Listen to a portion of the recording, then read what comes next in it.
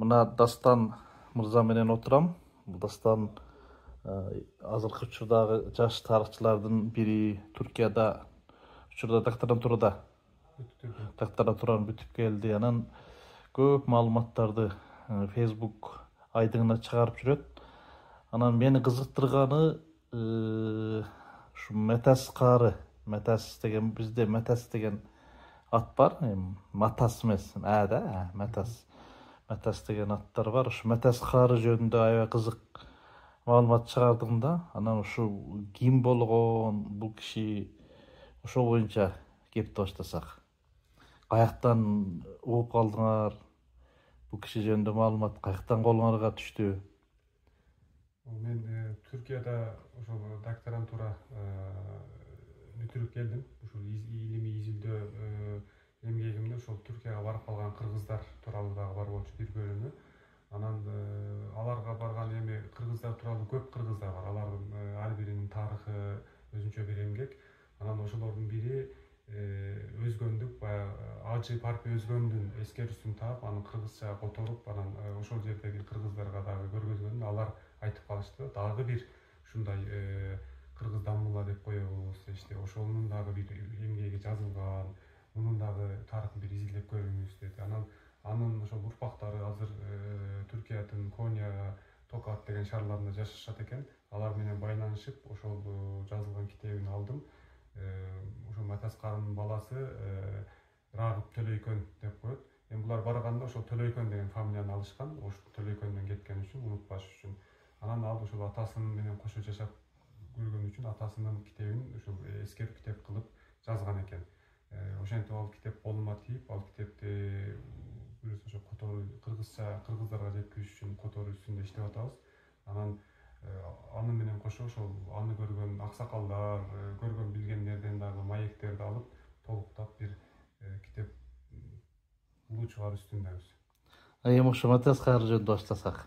Метас кары өзү бул Муңгуш урусунан болот. Муңгуш урусунан бул өзү Төлөйкөн, ошонун ичинен Төлөйкөн. Ошонун ичинде Төлөйкөндөн өзү дагы тектүү кишинин урпактары. Чоң атасы Кенже Ажы деген болгон экен, Төлөйкөндө жашаган, аябай көп малы, байлыгы болуп, бул Төлөйкөндөн Алай өрөөнүнө, Алай жайлоосунан Нурага, Көксүү жайлоосуна чейин көчүп барып келип турчу экен. Анан бул ошо чоң атасынын колунда өсүп, ошол кыргыздын ат мингенин, жорго салышты үйрөнүп, өзүнүн баягы 12, 13, 14, 15 жашка чейин баягы шыгы таланты көрүнүп калгандан, баламды мындай медресеге берип, бир аалым болсун деп, жалпы аксакалдарга кеңеш салганда, анан баары айткан экен, кыргыздан дагы бир даммыла аалым чыксын.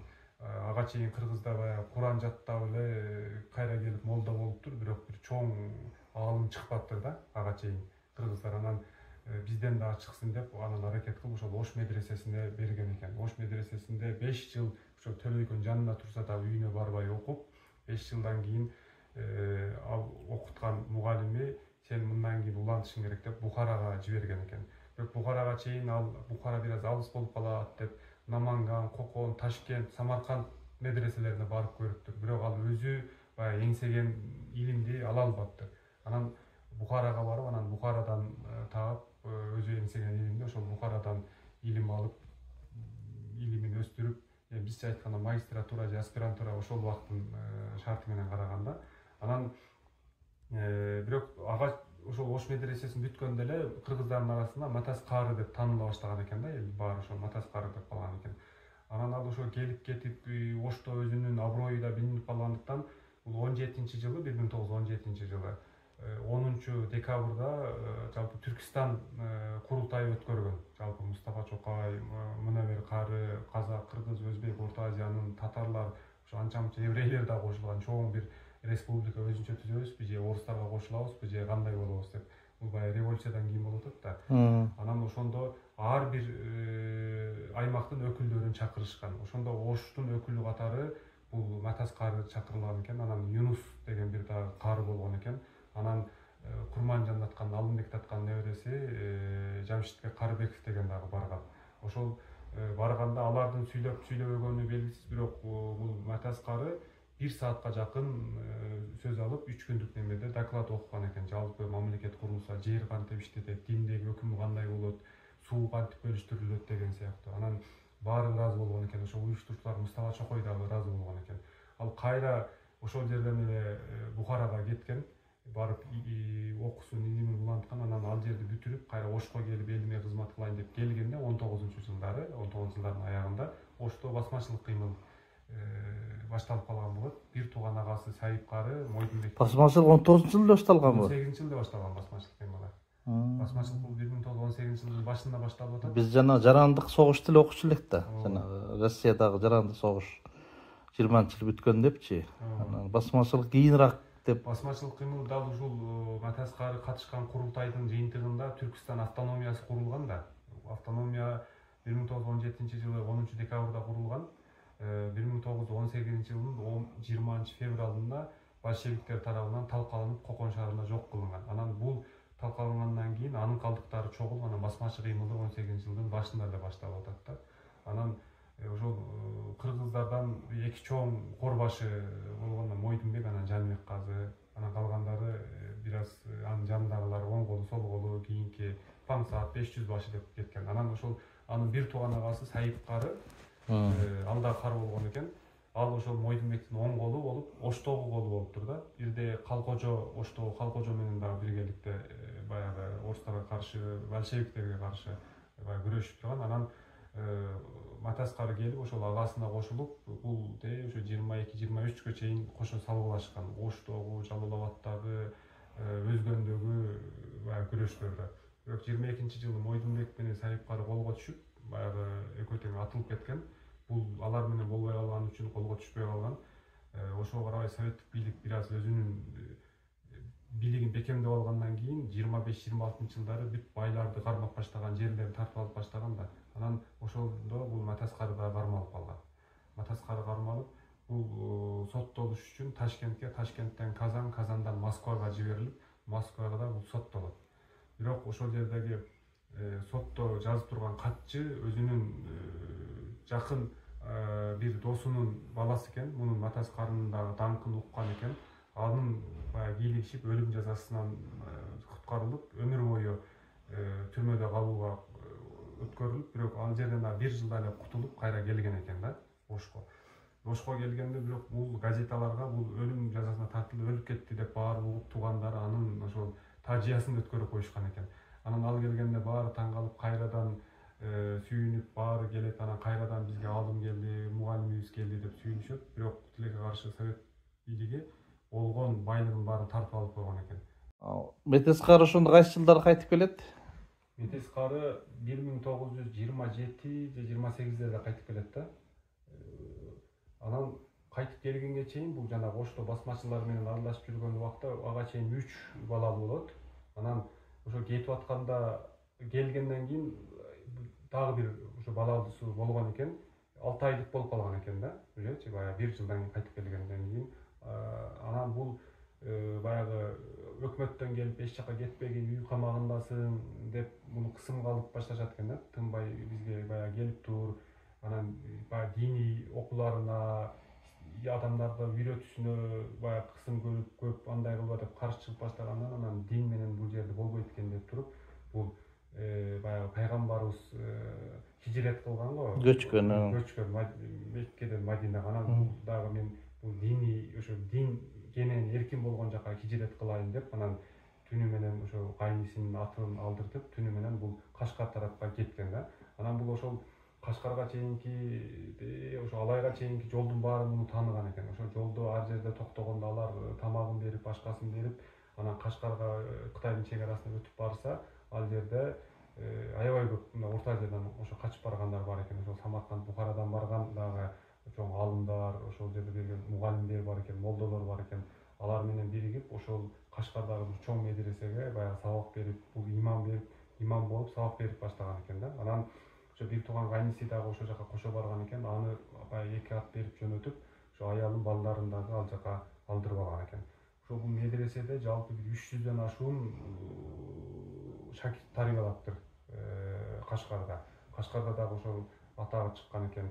Анан Ал жерде дагы 33-жылы жана Кашкарда бир чоң согуш болуп, жергиликтүү кыргыз, уйгур, өзбектер көтөрүлүш чыгарып, Кытайлардан көз караныбызды алабыз деп, анан кайра дунгандар менен ошол түрктөр согушуп, кыргыз, уйгурлар дунгандарга каршы согушуп, кайра Кытай кирип бир чоң тополом болгон да. Анан бул жер дагы болбой калды деп ошол Афганистан тарапка өтүп кеткен экен. Афганистан жолдо баратып, бул Жапаркул миңбашыга жолугуп, Жапаркул миңбашы ошол Памирде муну сыйлап, андан ары бул Афганистанга түшүп кеткен экен да.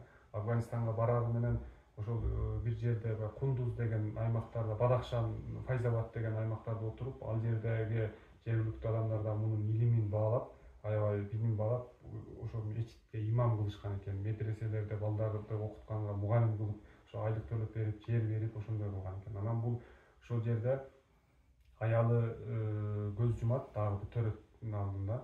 Анан өзү дагы бир катуу ооруп калган экен. Анан бир табипка же дарыгерге барса, сен бир бийик тоолорго барып, мындай өзүңдү неме кылып келишиң керек дегенде, бул кайрадан Памирге келип, Памирде ал убакта ошо Рахманкул хан боло элек, бирок ошол хандык сыяктуу өзүнчө баягы жер бөлүп берип, шахзадаларга эгер бөлүп берем, ага ошондой бөлүп берип, өзүнүн таасири бар неме экен да. Ошол жерде 2 жыл жашап калат. Ал жерден дагы ошо Памирде бир кыргыз аялга үйлөнөт, тили каршы, андан дагы балалуу болбоптур.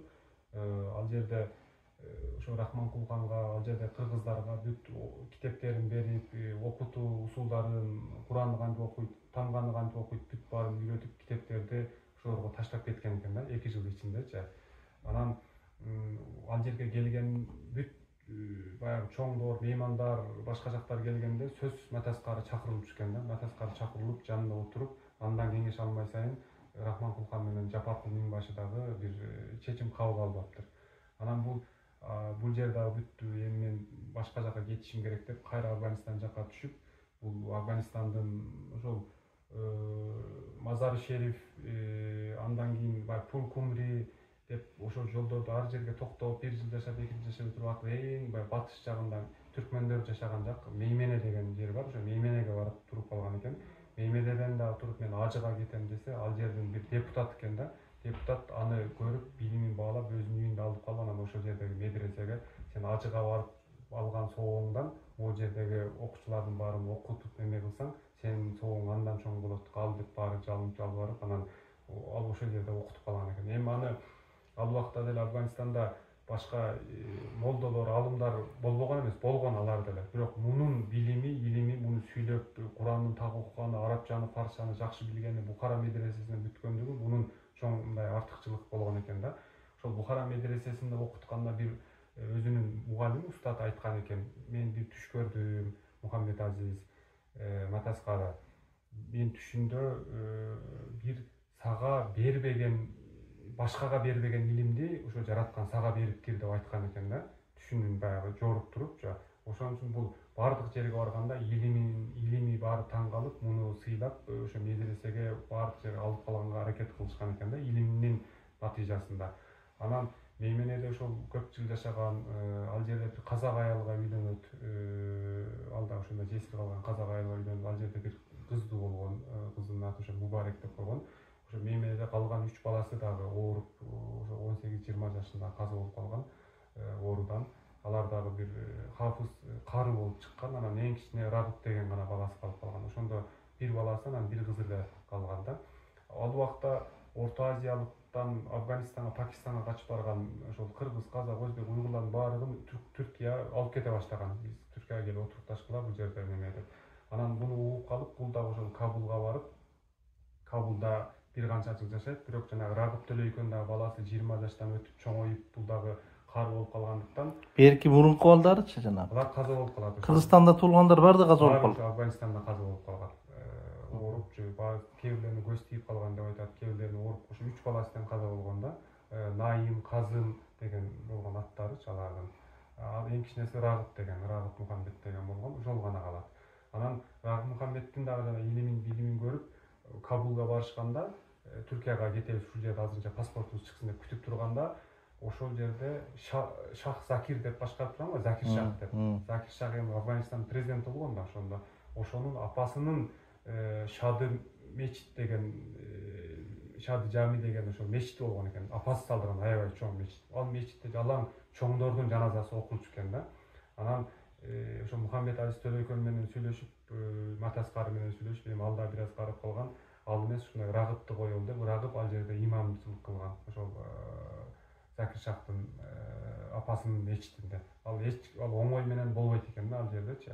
Ошол сунуштап анан бир канча жыл ошол албетте Матас кары жол көргөзүп неме кылып турган, ага айтып турган.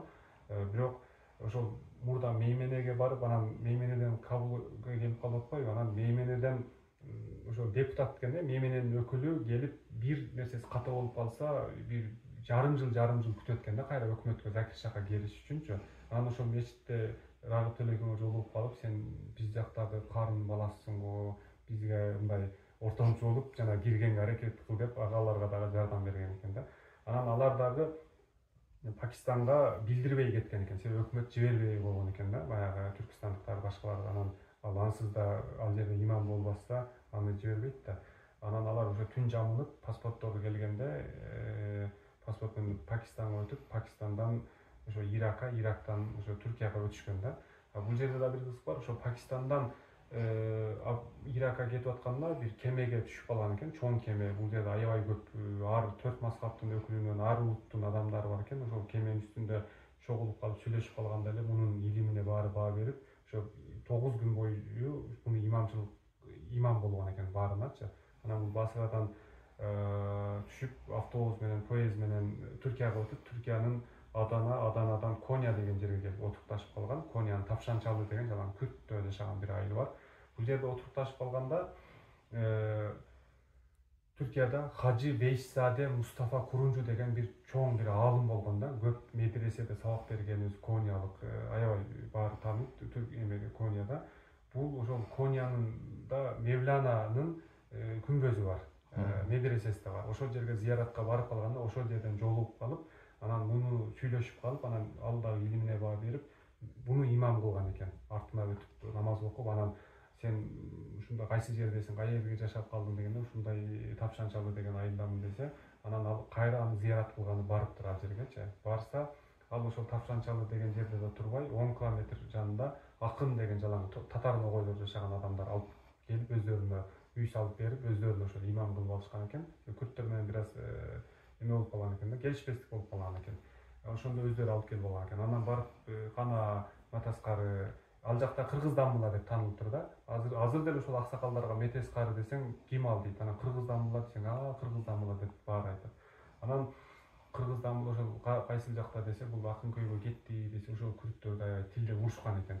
Силер экинчи Исмаил Бухари, имам Бухари келгенде, силер муну бул заттын кадырын билбедиңер, баркын билбедиңер, алып калышыңар керек эле деп, анан Акын көйгө келип жолугуп, анан ошол анын Мустафа Хажы Вейшзаденин колунда 1700-жылдары аябай бир Мухаммед Хадими деген бир аалым болгон. Бул Осман султандарын окуткан аалым болгон.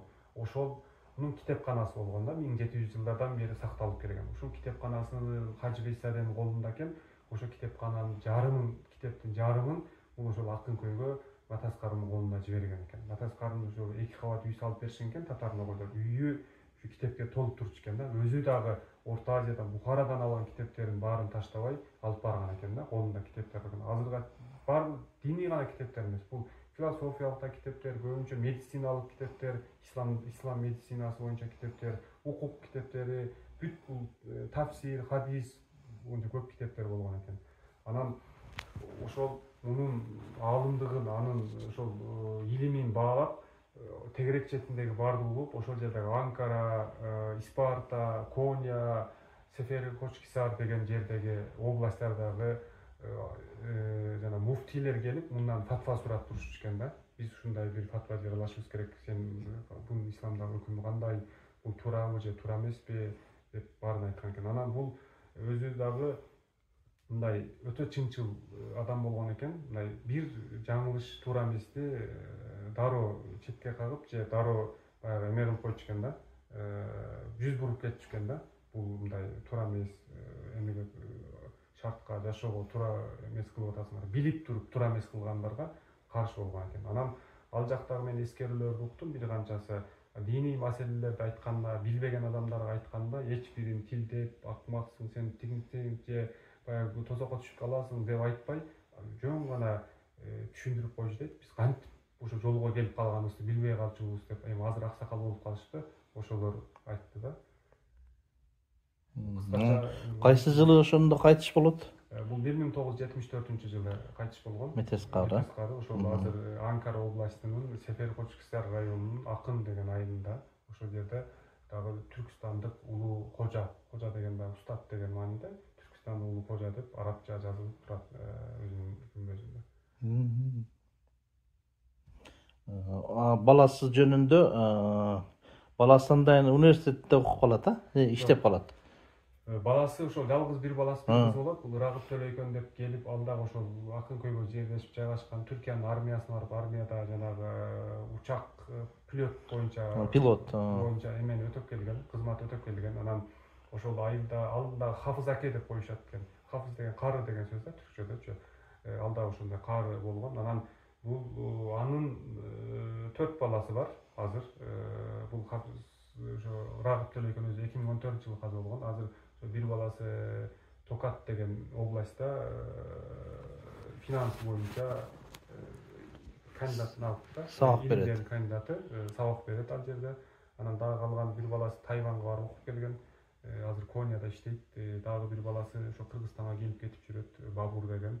Дагы бир Мухаммед деген баласы ал Голландияда жашап жүрөт.